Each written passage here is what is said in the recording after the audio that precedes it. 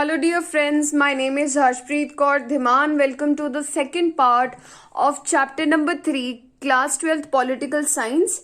हम पढ़ रहे थे अबाउट प्लानिंग कि प्लानिंग में हमने क्यों सोशलिस्ट मॉडल को अपनाया था।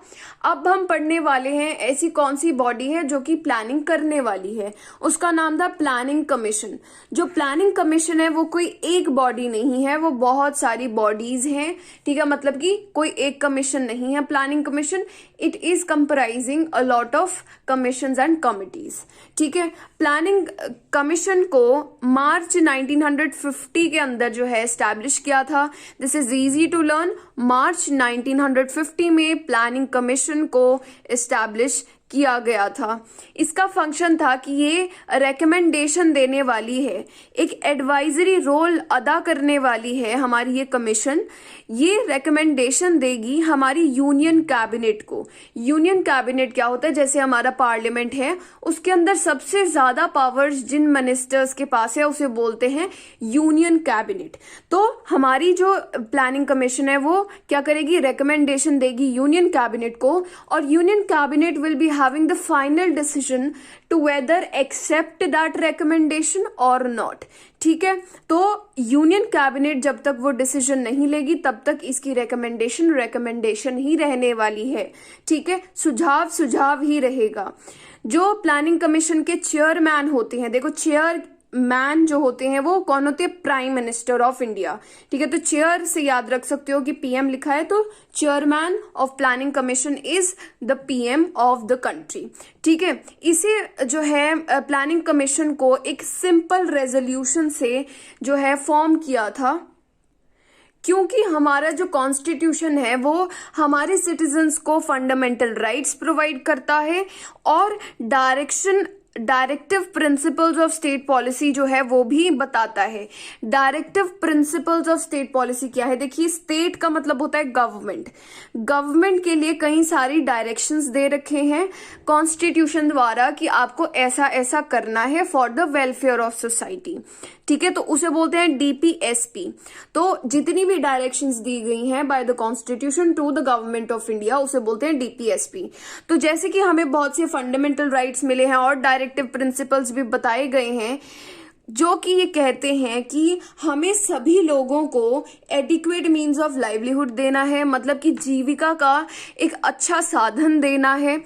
हमें distribution of the material resources, ताकि सभी लोगों का अच्छा हो सके। ऐसा ना हो कि एक जो है रिच पर्सन है बाकी सारे गरीब हैं। ठीक है, तो हमें ये जो डिस्ट्रीब्यूशन है वो अच्छी खासी तरीके से करना है, फेयर तरीके से करना है। और हमें ये जो हमारा इकोनॉमिक सिस्टम है उसे ऐसे डिजाइन करना है ताकि जो वेल्थ है वो कॉन्सेंट्रेटेड ना रह जाए, वो कुछ लोगों के हाथ में ना रह जाए, परंतु सभी लोगों के पास जो है फेयर मैनर में जो है वो पैसा होना चाहिए। क्योंकि हमारे ये सारे प्रिंसिपल्स थे कॉन्स्टिट्यूशन के अंदर, इसकी वजह से हमें चाहिए था कि हम ऐसे प्लान्स बनाएं हमारी कंट्री के लिए ताकि हमारी कंट्री जो है वो ज्यादा ग्रो कर सके। देखिए कितने एफर्ट जो है किए जा रहे थे उस टाइम पर कि इंडिया जो है काफी अच्छा बन जाए। ठीक है, अब देखिए इसकी वजह से जो है प्लानिंग कमीशन को सेटअप किया था। तो ये सारे हमारे बहुत पहले से प्रिंसिपल्स थे। तो हम कह सकते हैं प्लानिंग कमीशन कोई रात में ही ऐसे थॉट नहीं आया किसी का कि प्लानिंग कमीशन बनानी है, परंतु इन सारी चीजों को करने के लिए हमें एक कमीशन बहुत जरूरी थी। उसके बाद एक बहुत इंटरेस्टिंग फैक्ट हमारी कंट्री के बारे में क्या हुआ कि जैसे आपको पता है कि जो बड़े बड़े इंडस्ट्रियलिस्ट होते हैं, बिजनेसमैन होते हैं, उन्हें क्या चाहिए? स्टेट हमारी जितना भी काम है उसमें इंटरफेयर ना करे, हम प्रॉफिट कमाएं। परंतु इंडिया का केस कुछ अलग था। ठीक है, 1944 के अंदर क्या हुआ? बहुत बड़े बड़े इंडस्ट्रियलिस्ट जो हैं उन्होंने एक जॉइंट प्रपोजल जो है वो प्रिपेयर किया, मतलब सभी ने मिलकर एक प्रपोजल रखा गवर्नमेंट के सामने इन 1944, जिसके अंदर उन्होंने कहा कि हमें प्लान्ड इकोनॉमी चाहिए, मतलब कि they wanted the state to take the initiatives in the industrial investment, कि हमें एक प्लान्ड इकोनॉमी चाहिए। प्लानिंग कौन करेगा कंट्री के लिए? स्टेट करने वाली है, गवर्नमेंट करने वाली है। तो आप देख सकते हो खुद ही बिजनेसमैन ने कहा कि आपकी इन्वेस्टमेंट की बहुत बहुत ज्यादा हमें जरूरत है, आप यहाँ पर आकर अपना जो रोल है वो प्ले करें। तो इसे बोला जाता है बॉम्बे प्लान। ठीक है, ये जो बिग इंडस्ट्रियलिस्ट ने एक जॉइंट प्रपोजल रखा इन 1944, इसे बॉम्बे प्लान बोला जाता है। वेरी इंपॉर्टेंट टू लर्न कि बॉम्बे प्लान क्या था। अब हम अपने नेक्स्ट टॉपिक पर आ रहे हैं, जिसे बोलते हैं अर्ली इनिशिएटिव्स। मतलब कि शुरुआती टाइम में हमने कैसे कैसे प्लान बनाया और कैसे कैसे स्टेप्स उठाए। देखिए, जो यूएसएसआर है, आपको पता है कोल्ड वॉर में union of Soviet socialist republics 15 country का समूह था। ये क्या करते थे, अपने लिए 5 ईयर प्लान्स जो हैं वो बनाया करते थे। ठीक है, आप इसे शॉर्ट फॉर्म में लिख सकते हो FYPs या 5 ईयर प्लान्स बनाया करते थे। मतलब 5 साल के लिए एक प्लान बना लेते थे कि हमें ऐसा ऐसा करना है। तो ये चीज गवर्नमेंट ऑफ इंडिया ने अपनाई थी यूएसएसआर से कि हम भी FYPs बनाएंगे, 5 ईयर प्लान्स बनाने वाले हैं। इसके अंदर क्या होता था कि गवर्नमेंट ऑफ इंडिया ऐसे बता देती थी कि हमारी इनकम कहाँ कहाँ से आने वाली है इन 5 सालों में। ठीक है, दूसरी चीज बताती थी कि गवर्नमेंट ऑफ इंडिया कहाँ कहाँ पर एक्सपेंडिचर करने वाली है, खर्चा करने वाली है। ठीक है, तो इसे बोलते हैं 5 इयर्स का प्लान कि आप बता दो हमें यहाँ से इनकम मिलनी है और उस इनकम को हम यहाँ पे खर्च करने वाले हैं ताकि हमारी कंट्री की डेवलपमेंट हो जाए। ठीक है, तो क्या होता था हमारे उस टाइम पर बजट जो है, बजट क्या होता है कि हम बता रहे हैं इनकम और एक्सपेंडिचर कैसे कैसे हम यूज करने वाले हैं। जो हमारा बजट है हम उसे 2 प्रकार से बनाया करते थे। एक होता था नॉन प्लान बजट, मतलब कि ऐसा बजट जो कि प्लान की जितने भी काम है उसके अंदर यूज नहीं होने वाला, वो पैसा जो कि प्लान के बीच में जो है नहीं आने वाला। इसमें रूटीन काम जितने भी होते हैं वो मतलब कि किए जाएंगे। जैसे मान लीजिए इलेक्शंस पर इतना खर्चा होता है तो वो रूटीन काम है, वो कोई प्लान बजट नहीं है। ठीक है, तो इस बजट को, नॉन प्लान बजट को ईयरली बेसिस पे बनाया जाता था हर साल। जैसे अभी भी बजट आता है फरवरी के महीने में, वैसे ही उस टाइम पर नॉन प्लान बजट हर साल आया करता था जो कि रूटीन चीजों के ऊपर बेस्ड था। दूसरे टाइप का बजट आता था प्लान बजट, जो कि 5 साल के बाद आया करता था और 5 साल का प्लान उसमें बताया जाता था, पैसा ऐसे खर्च होगा और यहां से गवर्नमेंट को जो है इनकम मिलने वाली है। ठीक है, अब देखिए उसके बाद हमारे अर्ली इनिशिएटिव्स कौन कौन से थे, मतलब कि हमने कैसे प्लान बनाए। हमने 5 ईयर प्लान जो है वो हमें इंडिपेंडेंस मिली 1947 के अंदर। ठीक है, सबसे पहला प्लान बनाया गया दिसंबर 1951 के अंदर। ठीक है, बहुत याद रखने की बात है। देखिए फर्स्ट है तो एंड में फर्स्ट लगेगा। ठीक है, तो अब इंडिपेंडेंस के बाद यहां पर 1 कैसे आ सकता है, जब 51 होगा। तो दिसंबर 1951 के अंदर जो है पहला 5 ईयर प्लान को इशू करा गया। ठीक है, उसके बाद देखिए 5 ईयर प्लान है, इसका मतलब क्या हुआ, 5 साल तक चलेगा। तो 51 के अंदर 5 ऐड करोगे तो 56 आएगा। तो 56 के अंदर सेकेंड 5 ईयर प्लान, फिर प्लस करोगे 5, 61 के अंदर थर्ड 5 ईयर प्लान आया। उसके बाद देखिए 5 प्लस करोगे तो आएगा 1966। परंतु अब क्या होता है, हमारी कंट्री में इकोनॉमिक क्राइसिस चल रहा होता है, कंडीशन बहुत अच्छी नहीं होती, इसलिए हमारी गवर्नमेंट एक प्लान हॉलीडे ले लेती है। मतलब अब हम प्लान नहीं बनाने वाले कुछ सालों के लिए। ठीक है, तो प्लान हॉलीडे क्या है, जब हमारा प्लान नहीं बनाया गया था due to the economic crisis.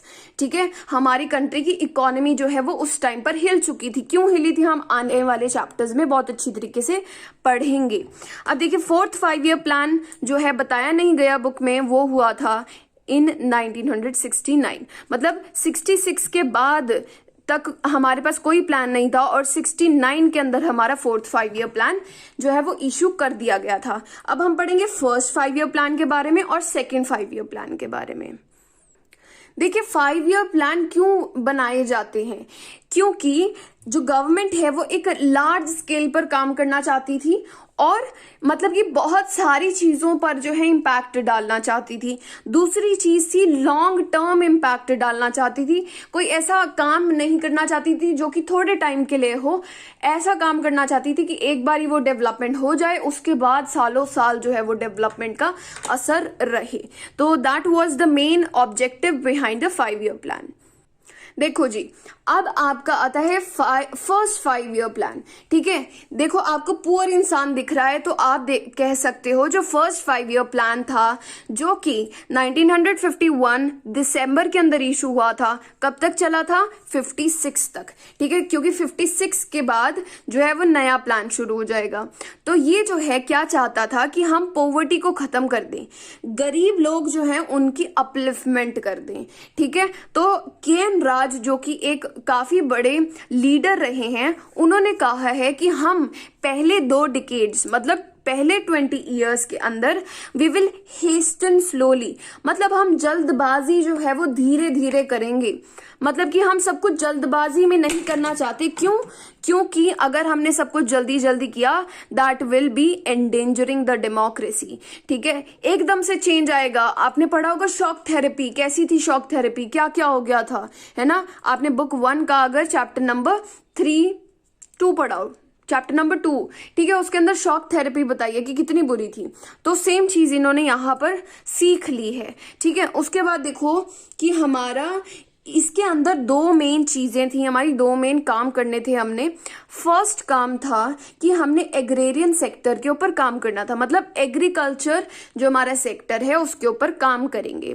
तो क्या क्या किया हमारी गवर्नमेंट ने? डैम्स बनवाए, जैसे कि बहुत बड़ा प्रोजेक्ट भाखड़ा नग्गल डैम बनवाया, इरिगेशन की बहुत ज्यादा फैसिलिटी लेकर आए, और लैंड रिफॉर्म्स मतलब लैंड के जो लॉज हैं उसमें चेंजेस लेकर आए। उसके बाद सेकंड जो चीज थी वो थी नेशनल इनकम को इंक्रीज करना। सिंपल भाषा में समझे तो पूरे राष्ट्र की जो इनकम है उसे इंक्रीज कर देना। ठीक है, तो कैसे होती है इनकम इंक्रीज? जब हमारी सेविंग्स जो हैं वो ज्यादा होती हैं हमारे खर्चे से। ठीक है, जितना हम बचाते हैं अगर वो ज्यादा है हमारे खर्चे से, तब हमारी नेशनल इनकम जो है वो इंक्रीज होनी शुरू हो जाती है। अगर आप रीजन जानना चाहते हैं तो क्या होता है कि सेविंग आप कहाँ पे करते हो? बैंक में। बैंक में अगर आप सेव कर देते हो तो क्या होगा, वो पैसा जो है बड़े बड़े बिजनेसमैन लोन पे ले लेते हैं और इन्वेस्ट करते हैं। हमारी कंट्री में इन्वेस्ट होगा, क्या होगा? डेवलपमेंट होने वाली है, नेशनल इनकम इंक्रीज होने वाली है। ठीक है, तो ये क्या हुआ, सेविंग जब ज्यादा करेंगे तो एक्सपेंडिचर जो है कम करेंगे, तब क्या होगा, हमारा नेशनल इनकम इंक्रीज करने वाली है। परंतु हमारी कंट्री के अंदर क्या प्रॉब्लम थी? हमारी कैपिटल स्टॉक बहुत कम था, मतलब कि हमारे पास मशीनरी वगैरह जो है वो बहुत ज्यादा कम थी। इसकी वजह से हम एम्प्लॉयमेंट ज्यादा लोगों को नहीं दे पा सकते थे, तो ये एक प्रॉब्लम आई थी। ठीक है, तो अभी देखिए जो सेविंग्स हैं उन्हें इंक्रीज करने में भी काफी दिक्कत आई थी हमें, परंतु हम फर्स्ट 5 ईयर प्लान से थर्ड 5 ईयर प्लान के अंदर अच्छा परफॉर्म कर पाए थे। परंतु थर्ड 5 ईयर प्लान के बाद जो है हमारी सेविंग्स जो है वो घटती चली गई थी। ठीक है, तो ये था हमारा फर्स्ट 5 ईयर प्लान, जिसके अंदर हमने के.एन. राज का व्यू भी पढ़ा कि उन्होंने क्यों कहा कि हमें एग्रीकल्चर के ऊपर ज्यादा कॉन्सेंट्रेट करके रखना है, क्यों हमें सब कुछ धीरे धीरे करना है। अब हम जा रहे हैं अपने सेकंड 5 ईयर प्लान के ऊपर। देखिए जो सेकंड 5 ईयर प्लान है वो 1956 to 61 चलेगा। अब आप देख सकते हो यहाँ पे केक दिख रहा होगा, परंतु ये इंडस्ट्री बनाने की कोशिश की गई है। तो जो सेकंड 5 ईयर प्लान था उसका ऑब्जेक्टिव था रैपिड इंडस्ट्रियलाइजेशन। बहुत जल्दी से हमने इंडस्ट्रीज खड़ी कर देनी है, हमें हैवी इंडस्ट्रियलाइजेशन करनी है, बहुत ज्यादा इंडस्ट्रीज यहाँ पर लेकर आनी है। ठीक है, तो जो पीसी महालानोबिस, महा का मतलब है बहुत ज्यादा, तो सेकेंड 5 ईयर प्लान के अंदर हमने क्या करना था, बहुत ज्यादा इंडस्ट्रीज लानी थी। तो बहुत ज्यादा इंडस्ट्रीज लाने का किसका आइडिया था? पीसी महालानोबिस का। ठीक है, तो ऐसे याद रख सकते हो। So PC Mahalanobis is also known as the architect of the second plan, मतलब इन्होंने बनाया था। इनकी 2 आइडियोलॉजी थी, एक तो रैपिड इंडस्ट्रियलाइजेशन करेंगे, दूसरी चीज पब्लिक रोल को ज्यादा करेंगे। पब्लिक का मतलब होता है गवर्नमेंट, स्टेट का मतलब होता है गवर्नमेंट, तो पब्लिक रोल मतलब स्टेट जो गवर्नमेंट है हमारी वो ज्यादा जो है हेल्प करेगी। जैसे बॉम्बे प्लान में जो मांगा गया था वो चीज पूरी की गई थी यहाँ पर, ठीक है।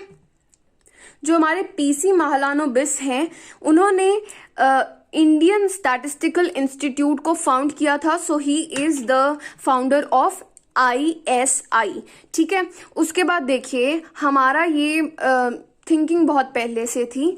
जब हमारा कांग्रेस का सेशन हो रहा था अवधि के अंदर जो कि मद्रास के अंदर है, तो तभी हमारे जो कांग्रेस के लीडर्स हैं उन्होंने डिसाइड कर लिया था कि हम सोशलिस्ट सोसाइटी बनाने वाले हैं। ऐसी सोसाइटी बनाएंगे जहां पर गवर्नमेंट सभी का वेलफेयर करेगी, ठीक है, जैसे USSR के अंदर था। तो स्टेट का ज्यादा रोल रखना पहले से ही डिसाइडेड था। तो इन्होंने 2 चीजें क्या की थी इस चीज को फुलफिल करने के लिए। पहली चीज थी, देखिए हमारी कंट्री के अंदर टेक्नोलॉजी नहीं है, ब्रिटिशर्स ने बहुत एक्सप्लॉइट कर रखा है, तो हमारी कंट्री के अंदर बाहर से टेक्नोलॉजी मंगवानी पड़ती थी, है ना। तो इससे क्या होगा, हमारी जो कंट्री के खुद के प्रोड्यूसर हैं, ठीक है, हमारी कंट्री के बिजनेसमैन हैं, उनके पास बहुत ज्यादा कंपटीशन हो जाएगा। आपको पता है चाइना का सामान कितना सस्ता होता है, तो उसकी वजह से हमारे प्रोड्यूसर्स का नुकसान होता है। तो उस टाइम पर इंडिया ने क्या करा, जो बाहर से सामान आएगा मतलब इंपोर्ट आएगा उसके ऊपर टैरिफ लगा दिया, मतलब टैक्स लगा दिया। तो क्या होगा, बाहर वाले अगर टैक्स भरेंगे हमें तो उनका नुकसान होना है, तो बाहर वाले लोग जो है कम बेचेंगे इंडिया के अंदर। तो पहली ये चीज की स्टेट ने बीच में दखलंदाजी की थी through the tariffs on the imports. उसके बाद स्टेट ने अपने under electricity department, railways, steel, machinery and communication को रखा था। कैसे याद रख सकते हो, स्मर्क वर्ड से याद रख सकते हो कि ये सारी चीजें स्टेट ने अपने अंडर रखी हुई थी। अब देखिए ये सब कुछ तो हो रहा था, परंतु एक ड्रॉबैक भी था। बाहर से टेक्नोलॉजी आती जा रही थी, परंतु क्या हो रहा था कि बाहर से जितनी भी इन्वेस्टमेंट आ रही है वो आ रही है टेक्नोलॉजी के लिए। जो हमारी गवर्नमेंट है उसने 3rd 5 ईयर प्लान भी कुछ ऐसा ही बनाया था जो कि ज्यादातर कॉन्सेंट्रेट कर रहा था इंडस्ट्रीज के ऊपर, ठीक है। तो क्या हुआ, हमारी कंट्री के अंदर एग्रीकल्चर जो है उसका काफी ज्यादा नुकसान हुआ, ठीक है। एग्रीकल्चर सेक्टर जो है वो काफी अच्छा परफॉर्म नहीं कर पाया, क्योंकि बाहर से जो इन्वेस्टमेंट आ रही है वो भी टेक्नोलॉजी बेस्ड है, हमारी जो कंट्री कर रही है वो भी टेक्नोलॉजी बेस्ड है। तो सब कुछ जो है इंडस्ट्रीज के पास चला गया, जो एग्रीकल्चर है वो काफी ज्यादा पीछे चला गया। और आपको पता होगा कि ज्यादातर लोग जो हैं वो एग्रीकल्चर ही करते थे, तो पूरे इंडिया का नुकसान था। तो जो 3rd ईयर प्लान है और 2nd ईयर प्लान है, इसके जो क्रिटिक्स हैं वो क्या कहते थे कि हमारे ये जो प्लान्स है वो अर्बन बायर्स हैं, ठीक है। अर्बन बायर्स का क्या मतलब है कि पार्शियलिटी करते हैं शहरी इलाकों के लिए, ठीक है। रूरल इलाके जो हैं वो क्या करते हैं, खेती करते हैं, परंतु जो शहरी इलाके हैं, अर्बन इलाके हैं, वो इंडस्ट्रीज पे वो करते हैं। तो अर्बन इलाके के लिए ज्यादा जो है फेवर किया गया है। उसके बाद इंडस्ट्रीज को ज्यादा क्या सपोर्ट किया गया है एज कंपेयर टू एग्रीकल्चर, ऐसा नहीं होना चाहिए था। सो दैट इज इट, ये था हमारा 2nd part. We will be actually doing the other things in the next video. So meet you in the next video. आपको नोट्स डिस्क्रिप्शन में मिल जाएंगे और प्लेलिस्ट का लिंक जहां पर आपको सारी वीडियोस जो हैं चैप्टर वाइज मिल जाएंगी, सीरियल वाइज मिल जाएंगी, वो भी डिस्क्रिप्शन में आपको मिल जाएगा।